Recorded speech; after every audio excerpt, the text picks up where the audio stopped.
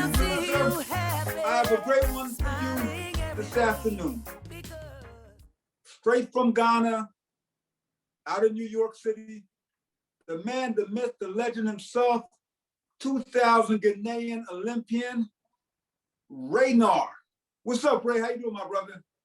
Hey, what's up, Judge? I'm doing good. How you doing yourself? Great, man. This is our second interview over the years, man. I interviewed you some while ago back in 2010, and I said, man, I got to get Narh back in the interview seat. Yes, sir. Yes, sir. I remember that day very well. You know, it was a great interview. You know, and that was my first time that I met you, and I know you's the man. Yeah, it was a great interview, man, and I followed your career even before the interview, knowing that and you made the Olympic team in 2000, fighting for Ghana, your country. Tell me, how did you get started in boxing, Ray? Well, I was born into boxing. You know what I mean? Mm-hmm. Like, my mom, dad, which is my grandfather, he was a fighter. You know, and Okay. he had 10 kids, right? And out of 10 kids, um, um, among about four or five of them was fighters. You know what I mean? Oh. So I grew up as a kid, seeing boxing, in my grandfather's house. You know what I mean? So, so that's how I got interested into that. You know what I mean? And how many amateur fights did you have? Because to make the Olympic team, man, that's quite a remarkable accomplishment. Yeah. I had a total of like 60 amateur fights, but guess what? Most of my amateur fights is international, right? Okay.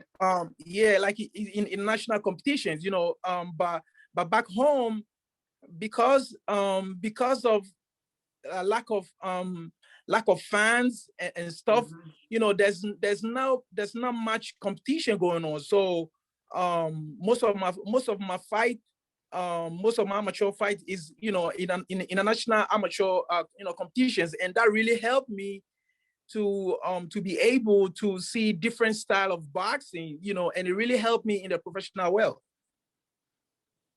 And it's amazing, man. Looking at you're almost 6 feet tall, and you were fighting at a lightweight. Yeah. Yes, I thought you were Ghanaian Tommy Hearns. Yes, sir. Yeah, I thought so too. You know what I mean? Yeah, because I like Tommy Hearns' style of fight, as well as Sugar Ray Robinson. He's okay. My mentor, and Muhammad Ali. So these are people that I try to emulate, and I steal their style. You know what I'm saying? You see how Tommy Hearns is lanky and very powerful, and that's how I was when I was in the amateurs, because I started my amateur career as a flyweight. You know what I mean? Amateur career, as a lightweight. So I took it up from there. In a professional world, I when I turned pro, I started at a super featherweight. You know what I mean? Right. So I still, you see how lanky Sugar Ray Robinson is. Yeah, I copy his style, and we have some, we have a lot of resemblance. You know what I'm saying? And growing out of Ghana with lesser competitions, it really prepared me, to be a tough guy, a tough guy. I have to learn, on the trade. And thankfully, like I said, I came from a boxing background, so I see a lot of fighters come through our gym, because my uncles, my baby uncle, he's late now, his name is George. He grew up with I Quality, so so I knew I knew the Bazooka Quality, yeah, when he was an amateur. You know what I'm saying? Like before he even became a world champion. You know what I mean? So I learned a lot from people like that. Okay, and you turned pro. You made it to the U.S. A lot of people don't remember that you were also the Pennsylvania state lightweight champion. Talk to me about your journey to the US and fighting here professionally. Oh my God. A little bit of history. Before I went to the Olympics in Australia, don't forget, I won the Commonwealth Games gold medal in Malaysia, and in history it was 20 years, right? It was 20 years at that time that Ghana had a gold medal, and it was won by the great Azuma Nelson. You know what I mean? So I broke his record. You know, and guess what? I was 20 years old at the time that I won that you know, exactly 20 years that Ghana had a medal, and exactly 20 years I was, you know, and you know, so all of these prepare me to you know, for my journey in the pro world. Now, I started off as a pro in Ghana. Nobody want to fight me. Everybody is scared because, you know, because of the name that I got to myself. Oh, he's a gold medalist, he's Olympian, you know. So that really, you know, you know, put my people to push me real quick. So that's how I came to United States. You know what I mean? My manager then, his name is Narh Wrigley. He brought me here, and you know, to Pennsylvania, and then through that I had a chance to sign a promotional deal with first Jimmy Severi, and then Mike Acri, you know, the late Mike Acri, you know what I mean? So Mike Acri and Russell Pels, you know, promoted a fight between me and Ramazan Poliani in Philly for the PA title, you know what I'm saying? And yo, at that time, Ramazan Poliani has drew, and which I believe he won against WBS for the WBC lightweight title, right? Before then after that he fought me. So he's not like a pushover, you know, kind of fighter. And it was a pick, you know what I mean? Like I was able to knock him out in, I think, in the 8th round, or you know, so you know, stuff like that. But it wasn't easy. Fast forward, Ray, because when I saw you in 2010, man, you couldn't tell me that Ray Narh wasn't going to be the junior welterweight champion of the world. I mean, I saw you, man. I mean, Tommy Hearns fighter from my favorite country. You know, people think I'm Ghanaian. Well, most Jamaicans. Yeah. Same, you know, people. So right. I was cheering for you. I thought Ray Narh, and I met you. We talked. I interviewed you. You came down to Marion Anderson, and I saw you. I said, "My God, this guy is going to win a world title." A year later, yes, sir. Let's talk about the fight. And I know I have some history about this. May 7th, 2011, in Las Vegas, on the undercard of the Manny Pacquiao Shane Mosley fight, you're fighting Mike Alvarado. And you didn't come out after the 3rd round. You sat on the stool. A lot of people didn't know the week of that fight, you were fighting diarrhea. You were dehydrated. You were literally sick. And I can say this on camera. I believe that your whole management team, I believe they were negligent and they should have been fired, because there's no way you send someone out there in your condition. And people have to realize this. Fighters are going to fight. So we have to protect them from themselves. Deontay Wilder wanted to go out. Mark Brillen stopped the fight. Mark protected Deontay Wilder from himself, and he should be commended. Ray Narh was sick. Ray Narh was not going to pull out. He had severe diarrhea.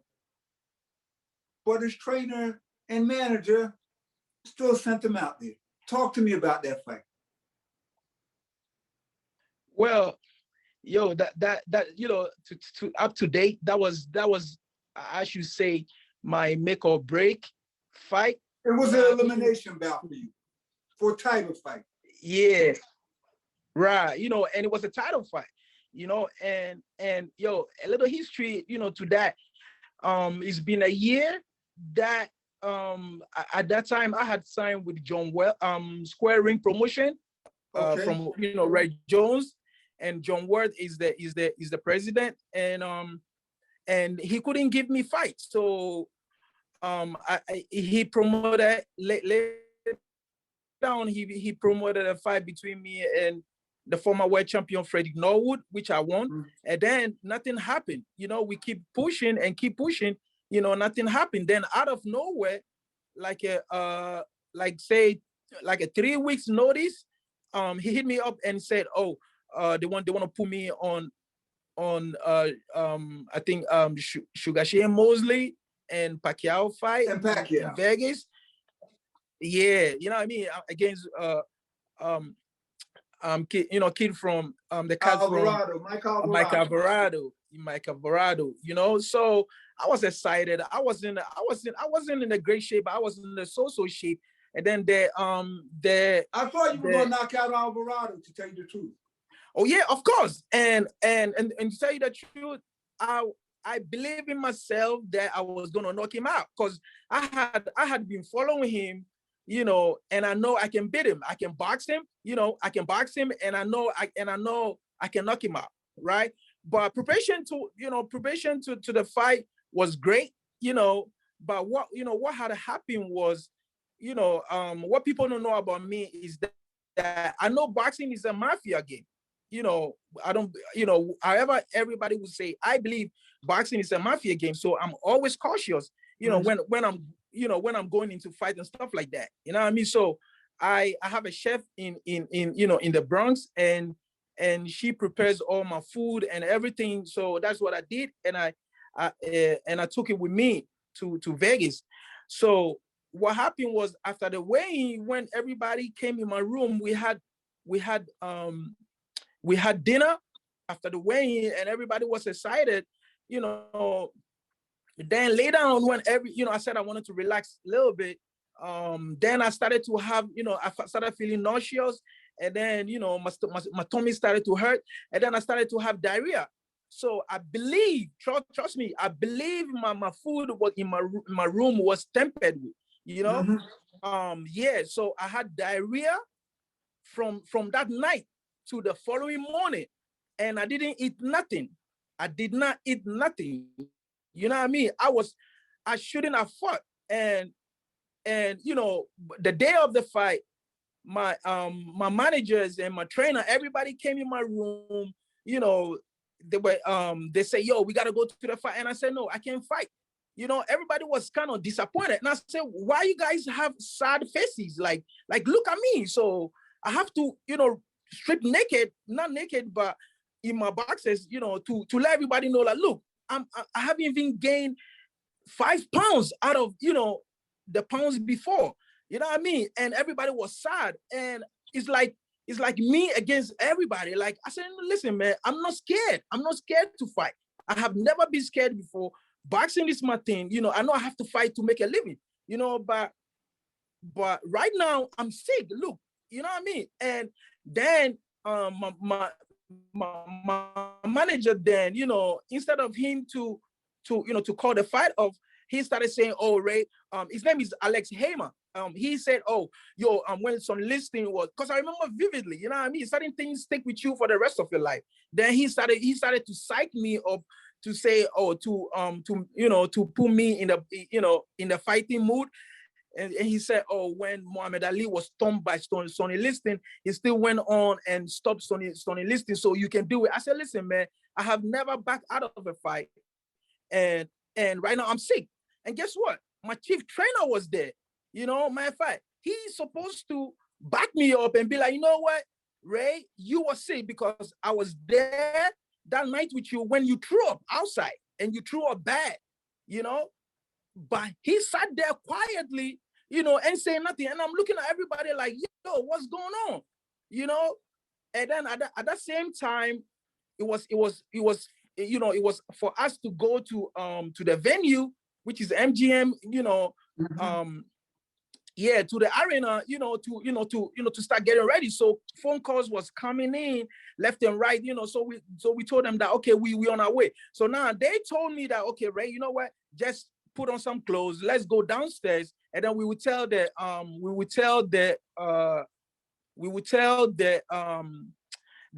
doctor over there that, yo, look at you, you can't fight, and this and that. You know what I'm saying? So I said, okay, cool.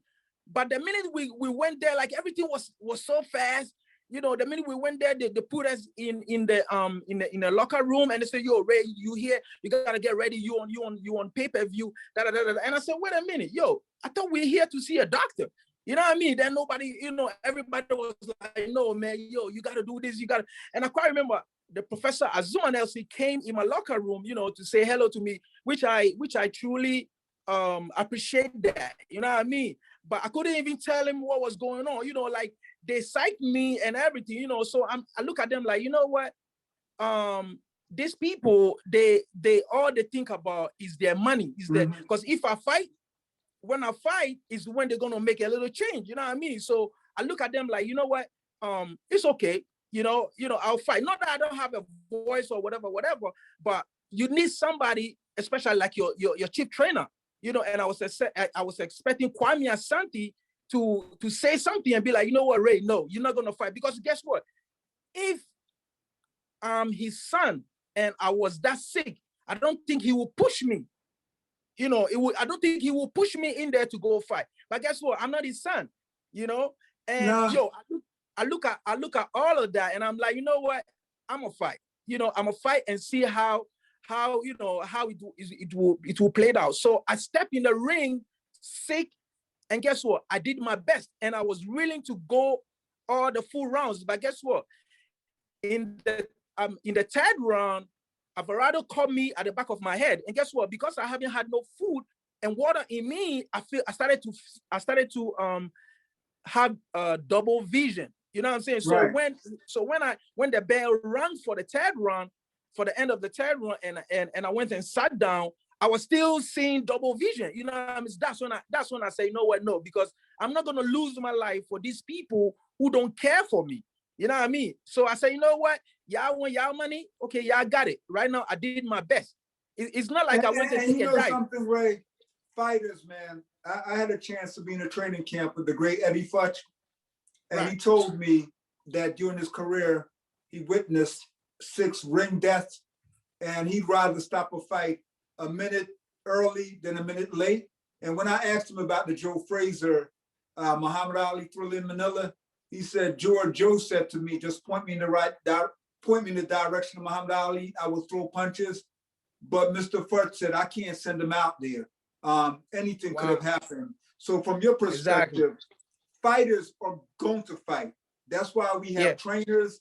That's why we have managers. We have to protect fighters from themselves.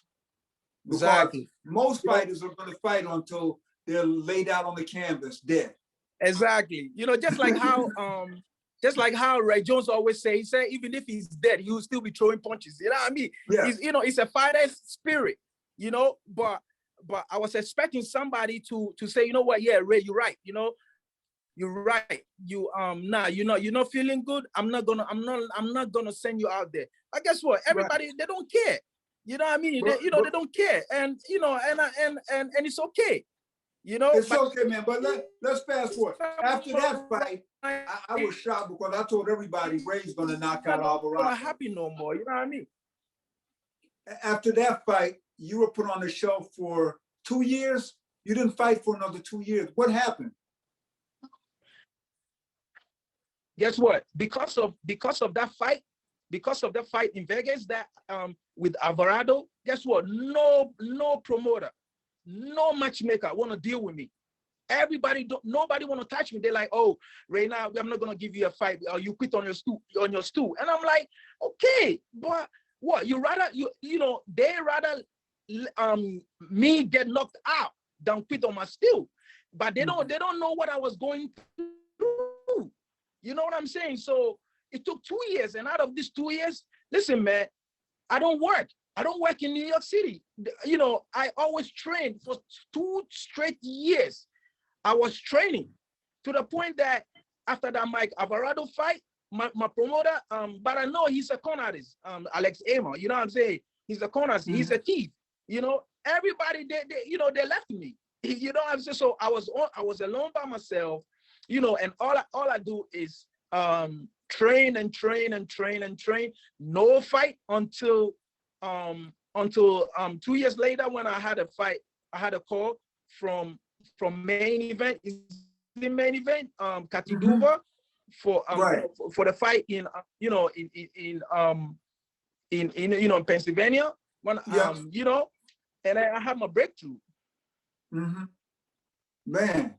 And I look at your career, the last 4 fights you after that fight, I think you fought Ronald Cruz. Yeah, that's when and you that's won when I that fight. fought. I was ringside. You won that fight. But after Yeah. that, then you had a fight here, then you had another fight, then another fight. Now fast forward, I know we have about 6 minutes left. Fast forward, man, you haven't fought in quite a while now. So what are you doing these days, and what are your plans?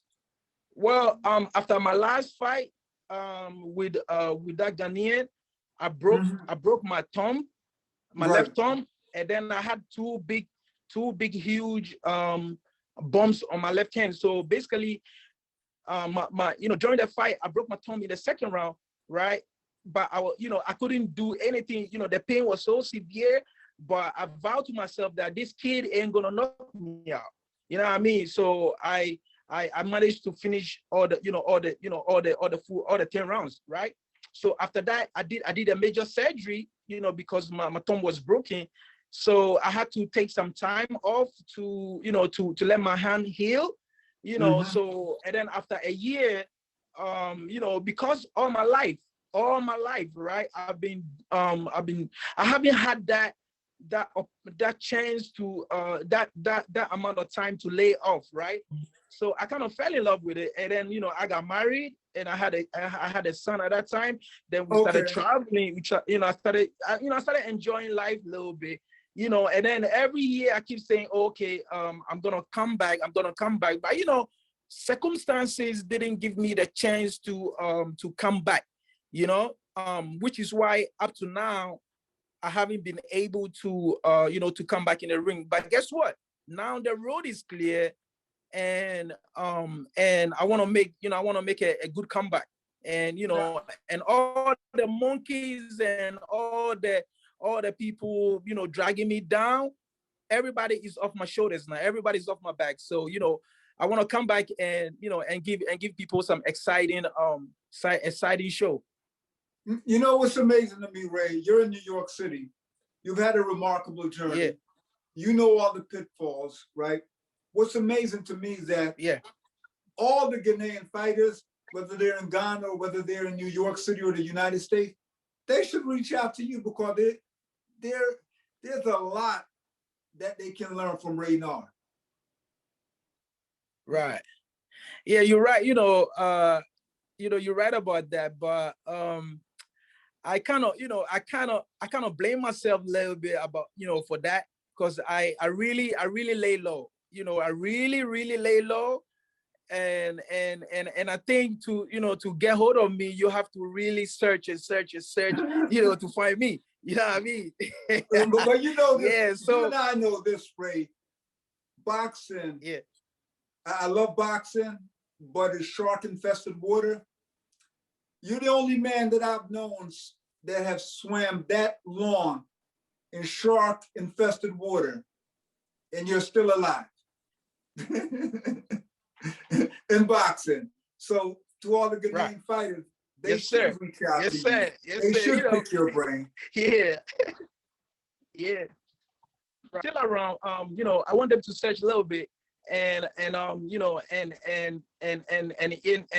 they knock on my doors is wide open to to teach them the experience and what I really learned moving out here in America, because America is the university of boxing, what I mean? Right. And most of my fights has been here. So if I don't know anything at all, I know something. You know what I mean? I know something, and if anybody want to learn, hey, I'm here to pass on my knowledge to them. You know what I mean? And the good part about it, you know all the sharks. Yes, you can sir. identify all the sharks. Yeah. And you can give the Ghanaian fighters some shark repellent.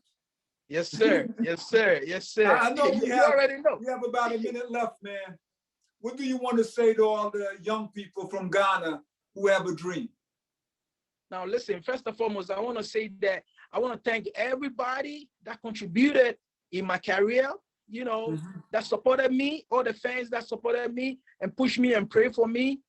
especially my mom and my twin brother, Reynolds 9 UK. He's the man, man. He's always solidly behind me, with his prayers and in physical and spiritual. You know what I mean?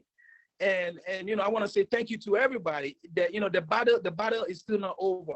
Now, secondly, the up and coming fighters, if you want to fight, you gotta, you gotta move out here, and you gotta be careful who you deal with, because there's a lot of bad people, bad people that could lie to you, that they want to do this, they want to do that to you. But guess what? They're gonna bring you in the middle of the ocean, and they will leave you to swim by yourself. Right. I got you, man. Well, Ray, it's been a pleasure, man. I've been a fan. Like I said before, you should have won a world title. I told everybody, I said, Ray's going to knock out Mike Alvarado.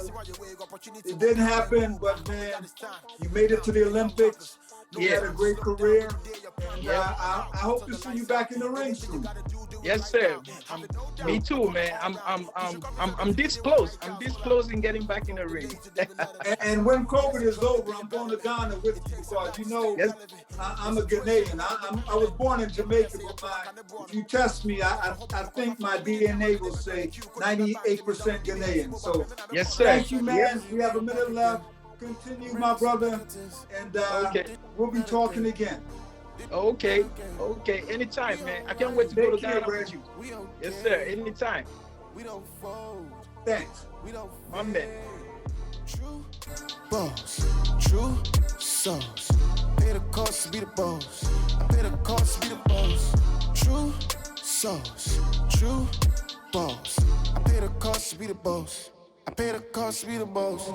True boss, true sauce. Pay the cost to be the boss. I pay the cost to be the boss. True sauce, true boss. I pay the cost to be the boss. I pay the cost to be the boss.